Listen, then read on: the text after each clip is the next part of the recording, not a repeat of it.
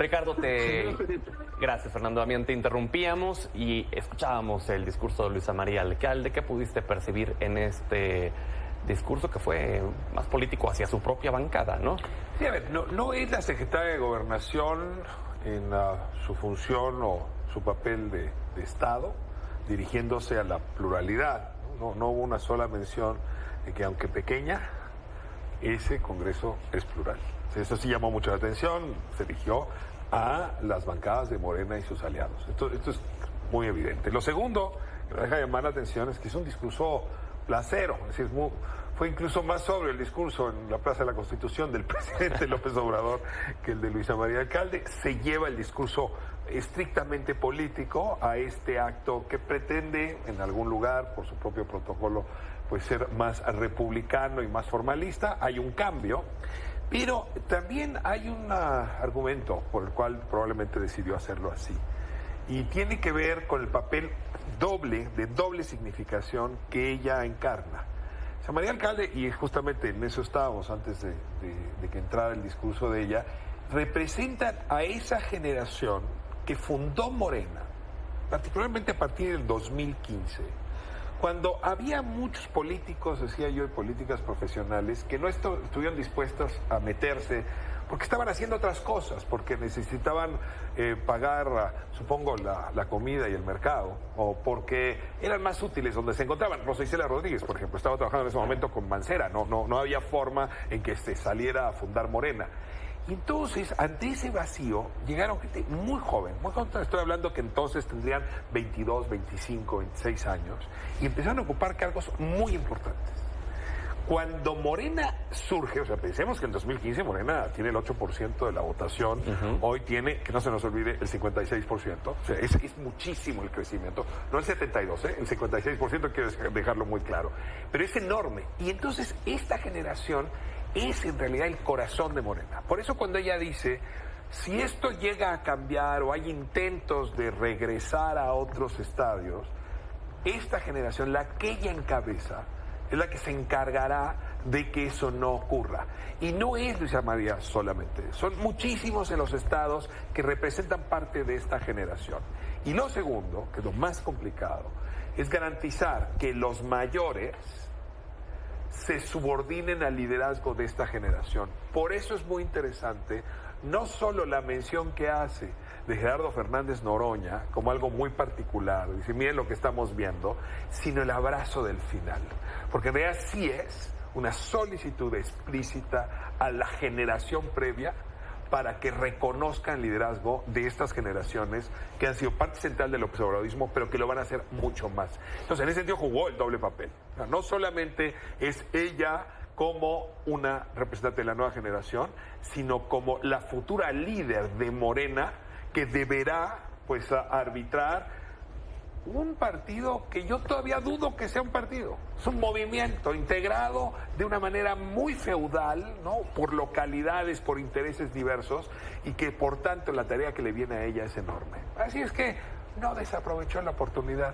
Nada que fue entregar el informe, ahí se lo entregaron. No, fue a declarar públicamente un cambio de página en la historia, donde ella, porque así se lo otorgó el presidente López Obrador, porque así se lo está encargando la presidenta electa Claudia Sheinbaum, le tocará jugar de manera muy importante. Y más vale irnos acostumbrando a estos estilos, porque, pues sí, no tienen mucho de Benito Juárez. Te vi sufriendo un poco, Blanca. Mira, la verdad es que yo sí extraño la parte republicana. Veo y me gusta mucho como lo puso Ricardo, imposible ponerlo mejor, esta historia que nos cuenta, efectivamente el relevo generacional, como ella, pues siendo muy jovencilla, con muchos otros, fueron pues el corazón de Morena, que estaba siendo fundado, creado, y pues está reclamando su lugar ya, ¿no? Pásenme la antorcha. Y seguimos nosotros, y además nosotros hacemos aquí públicamente el compromiso de defender ese legado y asegurarnos de que no vengan los viejos monstruos espantosos a querer volver a hacerse de la República. A la única que extrañé ahí fue a la Secretaría de Gobernación. A eso me refiero con republicanismo. parte del éxito del Partido Revolucionario Institucional en la estabilidad que durante tanto tiempo le dio al país tuvo que ver con las formas republicanas, con unas formas que aún durante tantísimos años, en donde pues en la Cámara de Diputados y Senadores nomás había del PRI, se hablaba siempre como si se le hablara a todo el universo de mexicanos.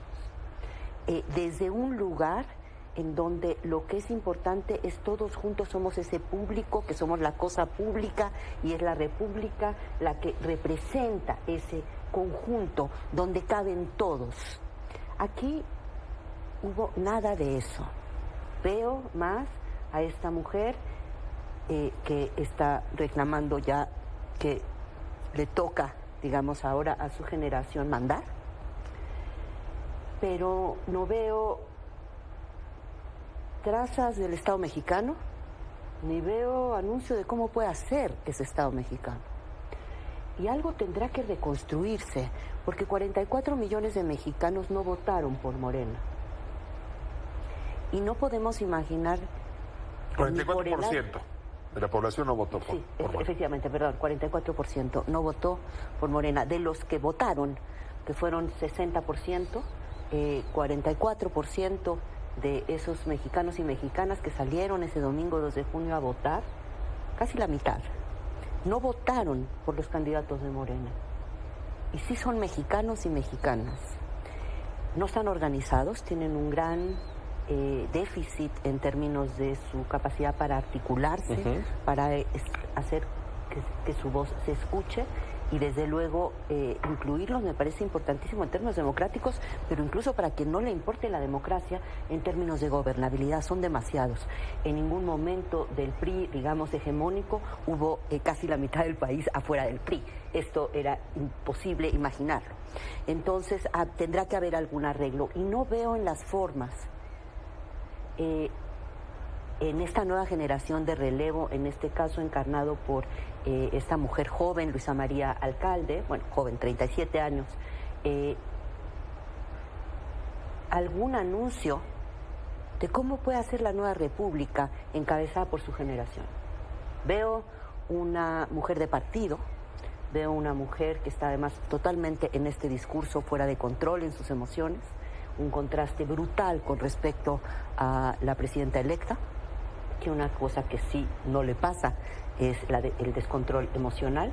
Tampoco le pasa tanto a Andrés Manuel López Obrador. Él maneja muy bien sus emociones y su posibilidad de manejar sus emociones y que resuenen con el público. No vi a una mujer hábil en el uso de sus emociones, más bien rebasada por sus emociones. Vi a una mujer de partido, no a una mujer de Estado. Y en una última intervención les pediría que nos compartieran una conclusión de lo que vimos y de lo que está por venir. La verdad es que, Pedro, a mí me molesta mucho cuando yo escucho a alguien decir que estamos viendo un momento histórico, que es un parteaguas, que hay un cambio de paradigma. Pues hoy me tendría que enojar conmigo mismo, porque estoy convencido de que septiembre de 2024, a 200 años de que votamos nuestra primera constitución, fue en 1824, estamos viendo un cambio de régimen a fondo. No es como el que observamos en época de Salinas, no es como el que vimos con el Pacto por México. A ver, aquí se está tocando el poder judicial, el poder legislativo, lo estamos viendo de una manera muy importante, los órganos de control, los órganos de Estado, los autónomos de manera muy importante y el federalismo. Todo eso es una nueva constitución. La estamos viendo aparecer frente a nuestros ojos. Estamos viendo como si el volcán hace erupción y nos toca ser testigos de ese momento, para bien y para mal. Dejo un comentario de temor y un comentario de esperanza. Mi temor es que esto se vaya a parecer a la Bastilla. Y ya ha habido otros momentos en la historia donde se toma la Bastilla, se le corta la cabeza al rey, que en este caso serán los jueces y los opositores. ¿Por qué me da temor esa forma de ocurrir de la historia? Porque luego vino Napoleón. Y la verdad es que después de Hitler puede ser que sea el hombre que concentró más poder y más peligro. Una hoja de esperanza. Creo que lo que vimos en Luisa María Alcalde es al mismo tiempo un signo de la euforia social que se ha aprendido. Estamos en un momento de euforia social. como cuando se acaba una guerra, cuando hay un momento clave. Y eso es energía pura, que alguien sabiéndola conducir puede en efecto transformar nuestro país de manera definitiva. Entonces, entre la Bastilla y la transformación, ahí me siento hoy, y el evento de hoy, Ritual, me parece que confirma mis sentimientos. Gracias. Ambiguos, por decirlo con mayor claridad. Gracias, Ricardo. Blanca. Efectivamente, un cierre de sexenio atípico, como dije en mi primera intervención, con muchos focos rojos, que incluyen, como bien señala Ricardo, y en un artículo espléndido que les recomiendo que publicó en el periódico Milenio, de cómo, pues la verdad no sabíamos que estábamos votando por una nueva constitución, y a lo mejor si hubiéramos sabido hubiéramos votado en un sentido distinto, y cómo pues en realidad sí se están cambiando piezas fundamentales de nuestro orden constitucional, y para pues todos los que no son abogados ni nada de eso, digamos, las reglas básicas del juego que organizan nuestra convivencia, el traspaso del poder, el ejercicio del poder. Es como si nos hubiéramos dormido pensando que estábamos jugando pues fútbol, soccer, y ya al otro día nos despertamos y resulta que no era soccer, es americano. Es rugby o es basquetbol o es básquet o es waterpolo. Realmente es un cambio muy fundamental. Más allá del número específico de artículos constitucionales, se están tocando piezas claves. La más importante, desde luego, el Poder Judicial. No es que el Poder Judicial estuviese bien, tenía muchísimos problemas. Bueno, Ricardo, siendo además de origen abogado, lo conoce mucho mejor que yo, pero yo creo que todos los que lo hayan mirado un poquito sabemos de las enormes deficiencias, de las enormes áreas de oportunidad del Poder Judicial. De ahí a pensar que la mejor manera de lidiar con eso era dinamitarlo. Pues, en fin, hay una distancia importante. También todos los organismos constitucionales autónomos, ahí, digamos, yo tengo una posición, y siempre la he tenido, muy crítica con respecto a esos organismos, lo que yo llamaría el exoesqueleto estatal, que fue, en muchos casos, pues no cumplió cabalmente su función, y sí sirvió para distraer y la atención para que pareciera que se estaban atendiendo los asuntos cuando no se estaban necesariamente atendiendo. Y una COFESE cree. Efectivamente, con pocas excepciones, creo que la COFESE yo la pondría aparte de todas las otras, pero fuera de eso, creo que en fin, sí estamos viendo una remodelación de fondo del juego, y a través de un conjunto de pues, reformas constitucionales que en realidad están produciendo, y aquí termino de citar el artículo reciente de Ricardo en el Milenio, de cómo tenemos, en realidad se está armando una nueva constitución con todos estos cambios.